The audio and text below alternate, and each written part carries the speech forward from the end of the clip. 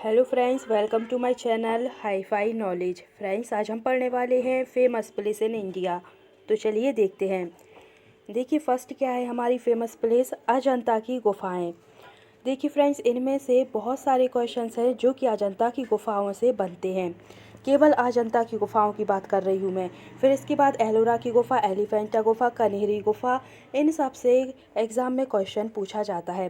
तो आपको इन्हें पॉइंट टू पॉइंट याद रखना पड़ेगा, सारे पॉइंट आपको याद करने हैं। अब देखिए अजंता की गुफाएं, स्थान कहाँ पर है ये? औरंगाबाद। और औरंगाबाद कहाँ पर है? महाराष्ट्र। जिला औरंगाबाद, महाराष्ट्र। अब देखिए अजंता की गुफाओं को 1983 में विश्व धरोहर सूची में शामिल किया गया था।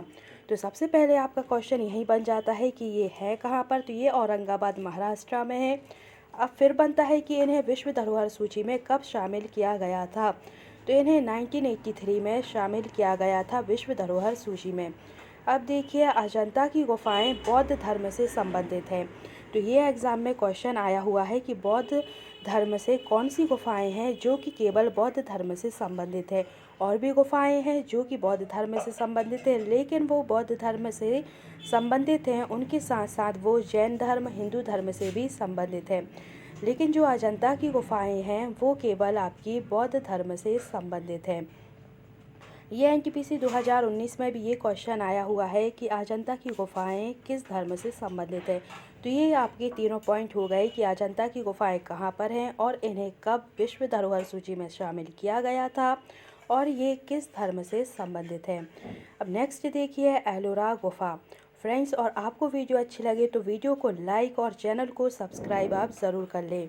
अब देखिए एलोरा गुफा। तो एलोरा गुफा को 1983 में यूनेस्को की विश्व विरासत सूची में शामिल किया गया था।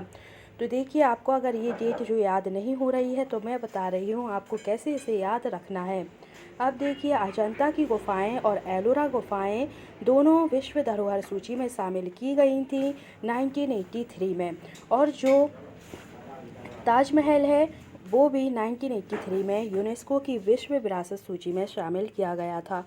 तो आपको तीनों पॉइंट से याद रखना है क्योंकि तीनों की एक सा ही सन है।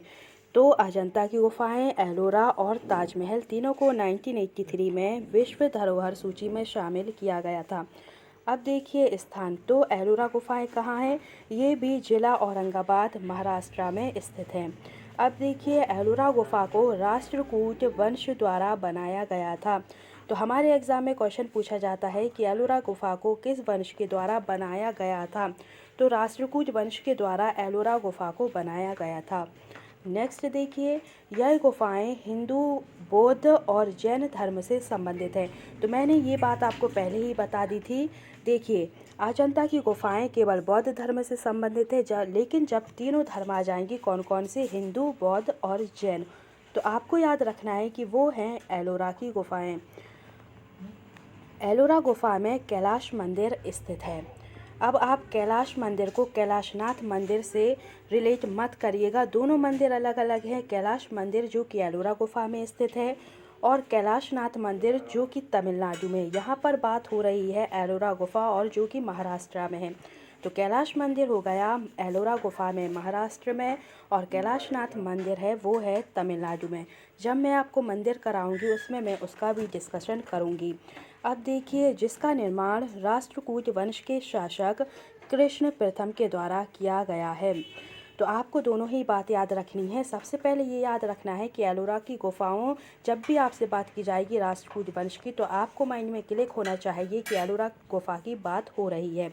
इनका निर्माण कराया गया था कृष्ण प्रथम के द्वारा कैलाशनाथ मंदिर का। अब नेक्स्ट देखिए एलिफेंटा की गुफाएं। फ्रेंड्स, जितने भी पॉइंट आपको हाईलाइट किए गए हैं आपको उनमें से एक भी पॉइंट नहीं छोड़ना है, क्योंकि सारे पॉइंट आपके एग्ज़ाम में पूछे गए हैं और पूछे जाते हैं और आगे भी पूछे जाएंगे। तो आपको बहुत ध्यान से वीडियो देखनी है। अब देखिए स्थान। तो एलिफेंटा की गुफाएं कहाँ पर हैं? ये भी हमारे महाराष्ट्र में स्थित हैं।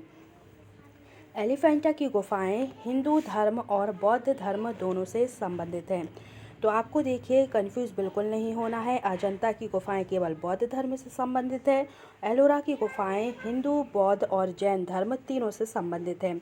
लेकिन जो हमारी एलिफेंटा की गुफाएं हैं वो कौन कौन से में संबंधित है? हिंदू धर्म और बौद्ध धर्म दोनों से संबंधित है। अब देखिए शिव की त्रिमूर्ति एलिफेंटा की स्थापत्य कला का उदाहरण है। तो आपसे एग्ज़ाम में पूछा जाता है कि शिव की मूर्ति कहाँ पर स्थित है, तो आपको ध्यान से पढ़ना है कि वो एलिफेंटा में स्थित है। तो देखिए जैसे यहाँ पर शिव की मूर्ति है, ऐसे ही एलोरा में क्या है, कैलाश मंदिर है। एक एक फेमस जगह यहाँ पर है। अब देखिए इन्हें कब यूनेस्को की विश्व धरोहर सूची में शामिल किया गया था, तो इन्हें 1987 में यूनेस्को की विश्व धरोहर सूची में शामिल किया गया था। एलिफेंटा की गुफाएं आपको अलग से याद रखनी है कि इन्हें कब शामिल किया गया था, और अजंता, एलोरा और ताजमहल को आपको एक साथ याद रखना है कि उन्हें 1983 में शामिल किया गया था। नेक्स्ट देखिए ताजमहल। तो फ्रेंड्स देखिए ताजमहल स्थान तो आगरा उत्तर प्रदेश है, ये सभी को पता है। लेकिन आपको लेवल बढ़ रहा है एग्ज़ाम का, तो आपको इसके बारे में सारे पॉइंट हैं जो कि याद रखना पड़ेंगे। अब देखिए स्थान आगरा उत्तर प्रदेश। ताजमहल शाहजहां द्वारा बनाया गया था। अब ये एग्ज़ाम इतने इजी नहीं पूछे जाते हैं क्वेश्चन एग्ज़ाम में कि ताजमहल किसने बनवाया था। सबके लिए पता है ये शाहजहां ने बनवाया था। बाय चांस अगर एग्ज़ाम इजी है तो पूछ लिया जा सकता है, लेकिन ये ज़रूर पूछा जाता है कि इसे विश्व धरोहर सूची में कब शामिल किया गया था। तो आपको याद रखना है कि 1983 में ताजमहल को विश्व धरोहर सूची में शामिल किया गया था। अब देखिए जो ताजमहल था उसको जो वास्तुकार थे तो वो कौन थे? अहमद लाहौरी को माना जाता है। तो देखिए इसमें से ये तीनों क्वेश्चन पूछे गए हैं कि ताजमहल कहाँ स्थित है और इसे विश्व धरोहर सूची में कब शामिल किया गया था और इसके वास्तुकार कौन थे। तो इसके वास्तुकार हो गए उस्ताद अहमद लाहौरी, तो इन्हें ही इसका वास्तुकार माना जाता है। अब देखिए कन्हेरी की गुफाएं जो कि महाराष्ट्र में स्थित हैं, तो इनका स्थान क्या हो गया? महाराष्ट्र। इनके बारे में इतना कुछ इम्पोर्टेंट पॉइंट नहीं है, इसलिए केवल आपको यही याद रखना है कि ये महाराष्ट्र में है। इनका स्थान पूछा जाता है। अब नेक्स्ट देखिए मीनाक्षी मंदिर। तो देखिए मीनाक्षी मंदिर स्थान हो गया मदुरई, और मदुरई कहाँ पर है? ये तमिलनाडु में। आपसे दोनों चीज़ें पूछी जा सकती हैं। आपको तमिलनाडु अकेला याद नहीं रखना है, आपको दोनों चीज़ें याद रखनी है क्योंकि मदुरई अकेला भी आ सकता है। तो मीनाक्षी से मदुरई आपको याद रखना है, और मदुरई है तमिलनाडु में। अब देखिए मीनाक्षी मंदिर जो कि भगवान शिव को समर्पित है। तो फ्रेंड्स इस प्रकार बहुत सारे मंदिर ऐसे पूछे जाते हैं कि बताइए ये कौन से भगवान से समर्पित है। तो आपको याद रखना है ये भगवान शिव को समर्पित है। मदुरई बैगई नदी के किनारे स्थित है। तो ये भी एग्ज़ाम में पूछा गया क्वेश्चन है कि मदुरई किस नदी के किनारे है। और भी बहुत सारे क्वेश्चंस आते हैं कि कौन सी जगह है कि कौन सी नदी के किनारे स्थित है। इसी प्रकार पूछा जाता है कि आगरा किस नदी के किनारे स्थित है। तो आपको इसी प्रकार से याद रखना है। ये वीडियो मेरे चैनल की प्लेलिस्ट में डली हुई है, तो आप उसे भी जाकर देख लें। अब देखिए मदुरई बैगई नदी के किनारे स्थित है। मदुरई को मंदिरों का शहर भी कहा जाता है। तो ये पॉइंट भी आपको याद रखना है। नेक्स्ट देखिए मदुरई को पूर्व एथेंस भी कहा जाता है। पूर्व एथेंस नहीं, पूर्व का एथेंस भी कहा जाता है।